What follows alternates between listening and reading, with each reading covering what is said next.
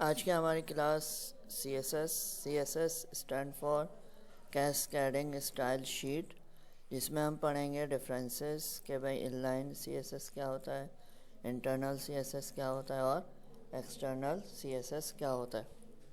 उससे previous class में हमने पढ़ा सही इंट्रोडक्शन के बाद हमने पढ़ा स्टाइलिंग, इनलाइन इंटरनल स्टाइलिंग, और इंटरनल स्टाइलिंग में हमने पैराग्राफ स्टाइलिंग और हेडिंग स्टाइलिंग पढ़ा। ठीक है, उसके बाद आज हम इंशाल्लाह इनके डिफरेंसेस पढ़ेंगे सीएसएस के कि भाई इनके डिफरेंसेस होते क्या हैं। तो सबसे पहले हमने फ़ाइल को सेव किया।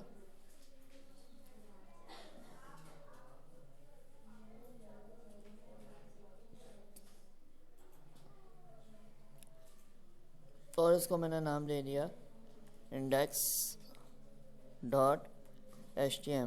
ठीक है, अगर हम नोटपैड यूज़ कर रहे हैं तो .html एक्सटेंशन लगाएंगे, और अगर हम नोटपैड प्लस प्लस या इस तरह कोई सॉफ्टवेयर यूज़ कर रहे हैं तो फिर हम सेवेस टाइप को ओपन करके यहाँ पर सिलेक्ट करेंगे हाइपर टेक्स्ट मार्कअप लैंग्वेज। ठीक है, लेकिन ये जहन में रहे, एक्सटेंशन भी जहन में रहे। सम टाइम ऐसा हो सकता है कि आपको दूसरे सॉफ्टवेयर पे काम ना करना पड़े, नोटपैड पे करना पड़े, तो आपके जहन में एक्सटेंशन का होना लाजमी है। हमने यहाँ पर यह अप्लाई कर दिया। ठीक है, अब उसके बाद यहाँ पर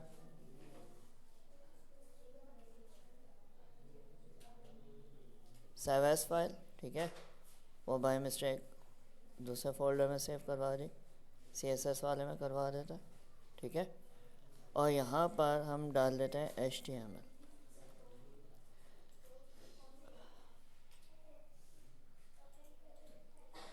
या ठीक है, और यहाँ पे आने के बाद हम इसको ब्राउज़र में कर लेंगे ओपन।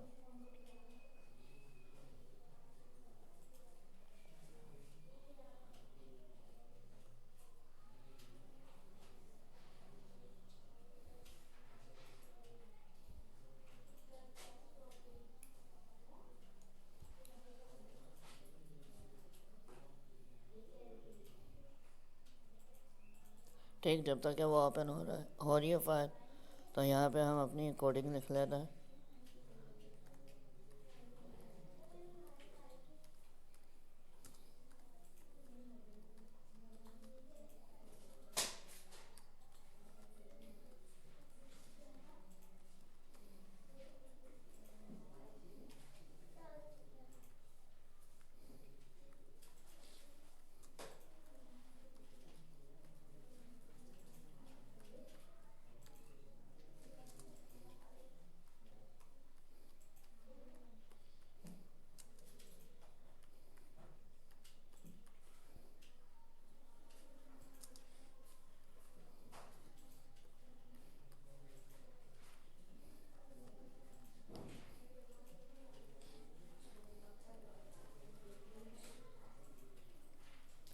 ठीक है, यहाँ पे हमने बॉडी अप्लाई करी और यहाँ हमने लिख दिया H1, और H1 में लिखने के बाद यह लिख दिया कराची और H1 को कर दिया क्लोज।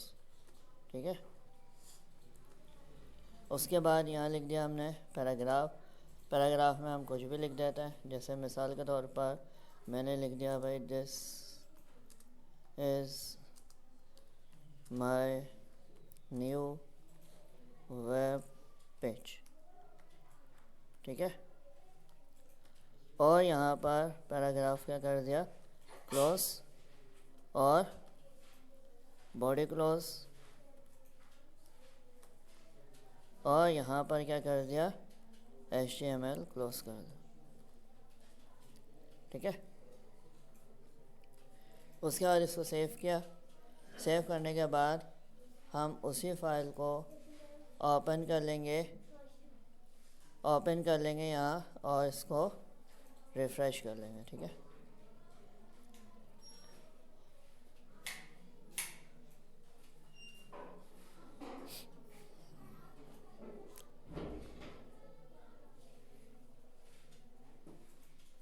ये इस तरीके से आ गया। अब उसके बाद मैं यहाँ पे क्लिक करूँगा और इसको दूंगा मैं स्टाइलिंग। ठीक है, अब अगर हम यहाँ पे बात करें स्टाइलिंग की, जैसे मैंने यहाँ पे H1 दिया हुआ स्टाइल, ठीक है।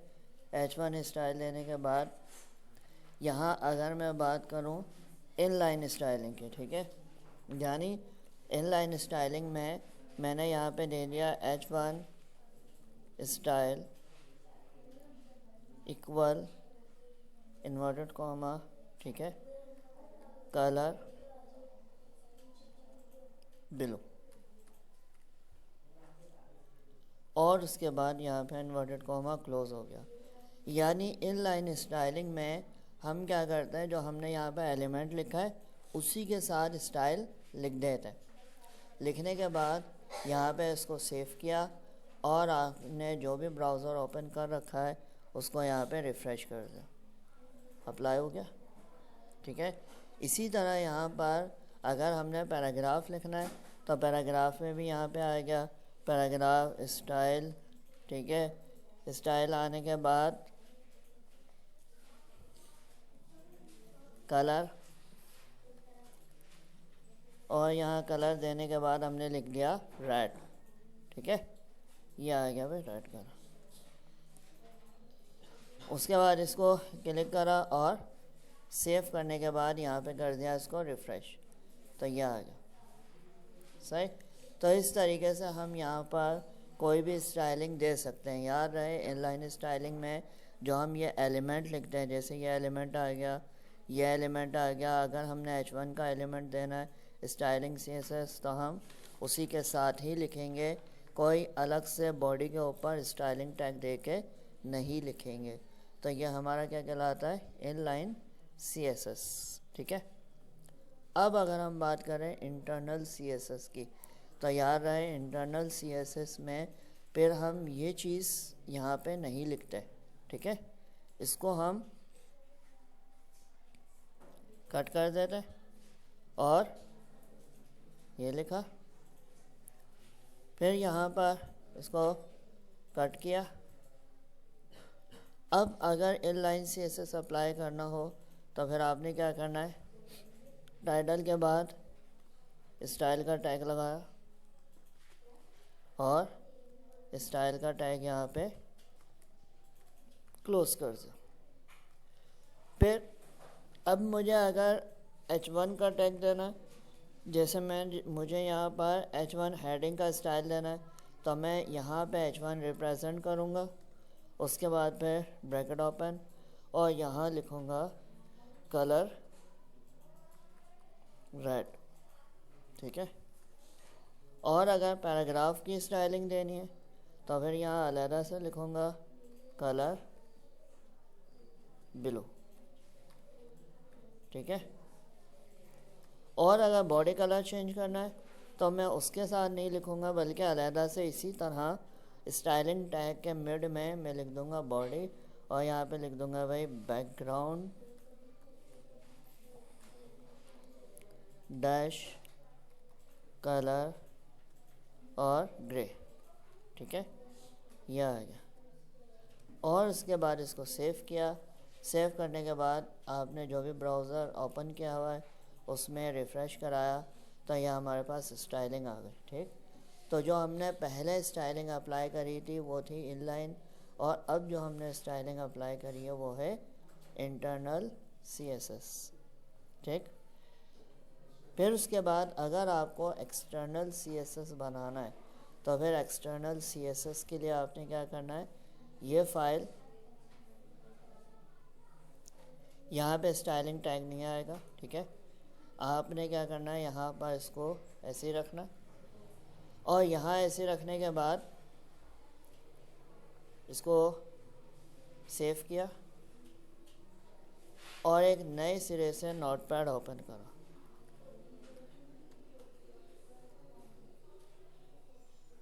और नए सिरे से नोटपैड ओपन करने के बाद उसको सेव कराया, मैंने उसी फोल्डर में सेव कराया, ठीक है।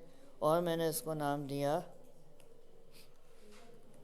style.css, ठीक है। style.css नाम जो भी दिया है उसको मैं यहीं से कर लेता हूँ कॉपी और उसको सेव करा दें, ठीक है।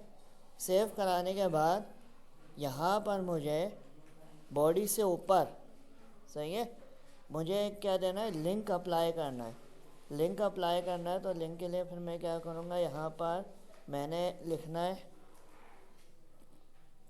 लिंक, ठीक है, REL इक्वल इन्वर्टेड कॉमा, ठीक है, स्टाइल शीट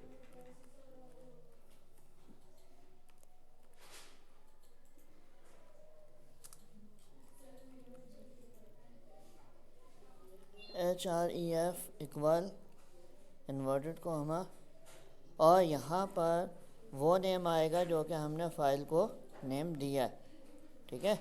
मैं यहाँ पे कर देता हूँ उसको पेस्ट करने के बाद फिर इन्वर्टेड कॉमा क्लोज हो गया और यह आ गया, ठीक है। यह आने के बाद अब अगर मैं इसको ब्राउज़र पे रिफ़्रेश करूँ तो ये नॉर्मल फाइल होगी, ठीक है। अब मैं यहाँ पे क्या करता हूँ, वो जो CSS फाइल है उसको मैंने ओपन किया और यहाँ पे मैंने लिख दिया भाई H1 कलर ग्रीन, ठीक है, यह सही। उसके बाद यहाँ वहाँ पे भी सेव किया, यहाँ पे भी एहतियात ना आप सेव कर लें, ज़्यादा बेहतर है। और उसके बाद इसको ब्राउज़र में रिफ़्रेश कराया तो ये देखो यार, ठीक है। यानी हमने क्या करा, CSS फाइल अलग से बनाई, जो ज़्यादातर इसी तरह से बनती है, अलग से CSS फाइल बना दी और उस CSS फाइल का जो नाम है यहाँ पर लिंक, ये पूरा टैग हमने बॉडी से ऊपर लगा दिया, ठीक है। अब यहाँ पे जो भी हम बैकग्राउंड को देंगे, H1 स्टाइलिंग देंगे या जो भी टेबल स्टाइलिंग देंगे, वो सब अलहदा से CSS फाइल में आएगी और उसका लिंक जब हम सेव कराएंगे तो वो ऑटोमेटिकली HTML फाइल क्या कर लेगा, उस लिंक को पिक करके हमें आउटपुट डिस्प्ले में ब्राउज़र में शो करवा देगा, ठीक है। इसी तरह अगर मुझे यहाँ पर मैंने लिखा यहाँ CSS फाइल में कि भाई P और यहाँ वही लिख दिया कलर रेड, ठीक है, और यहाँ मैंने लिख दिया बैकग्राउंड डैश कलर, और बैकग्राउंड डैश कलर में जो भी आपको सूटेबल लगता है, ठीक है, वो आप यहाँ पे दे सकते हैं। जैसे मैंने यहाँ दे दिया भाई ग्रे कलर, कि भाई पैराग्राफ का कलर ग्रे होना चाहिए, तो यहाँ पे यह आएगा। इसको सेव करा, ठीक है। एहतियातन आपने क्या करना है, HTML फाइल भी उसको सेव कर लें, ठीक है, और उसके बाद फिर ब्राउज़र को रिफ़्रेश। आ गया समझ में, कोई मुश्किल, क्लियर हो गया भाई, ठीक है। तो इस तरीके से आज हमने क्या पढ़ा, इसके डिफरेंसेस किसके, इनलाइन CSS, इंटरनल CSS और एक्सटर्नल CSS। फिर भी अगर कोई प्रॉब्लम हो पूछ सकते हो, ठीक है। और प्रीवियस क्लासेस के लिए डिस्क्रिप्शन में लिंक है, उसको आप विज़िट कर सकते हैं। वीडियो पसंद आने की सूरत में वीडियो को लाइक करें और चैनल को सब्सक्राइब करें। थैंक यू, अल्लाह हाफ़िज़।